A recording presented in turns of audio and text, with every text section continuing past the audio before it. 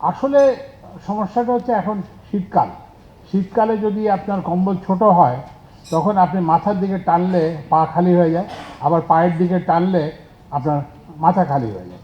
আমাদের আসলে অবস্থাটা সেরকম। তা আমি স্ট্যাটিস্টিক্সে যেতে চাই না, তবু কয়েকটা সাধারণ স্ট্যাটিস্টিক্স বলি আমি। আমরা কিন্তু এখন 6,000 কোটি টাকার এলএনজি প্রতি বছর আমদানি করি।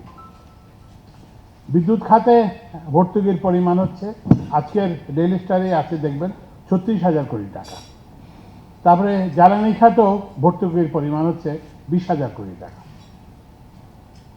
আসলে আমাদের অর্থনীতির মূল সমস্যাটা কি?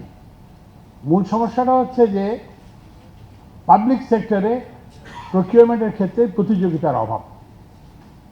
এটাই হচ্ছে আমাদের মূল সমস্যা।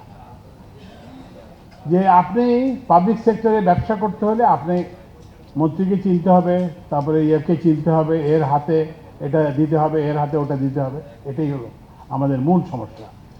এই সমস্যাটার দিকে যাতে আমরা চোখ না ফেরাই। আমি আপনাকে একটা উদাহরণ দিই। আমরা তেল আমদানি করি, আপনারা জানেন জ্বালানি তেল আমদানি করি। তো জ্বালানি তেল যে আমদানি করে বাংলাদেশ পেট্রোলিয়াম কর্পোরেশন আমদানি করে।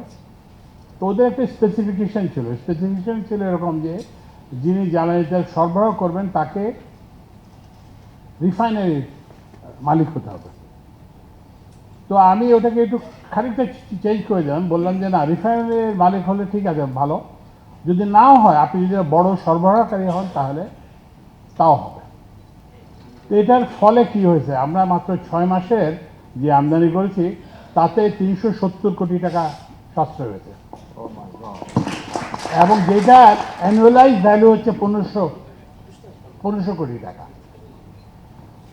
তো ওই জন্যই আমাদেরকে এই সরকারি যে ক্রয় সেটাকে আমরা প্রতিযোগিতা ইয়েতে নিয়ে আসতে হবে, এবং এটাই সবচেয়ে সুযোগ।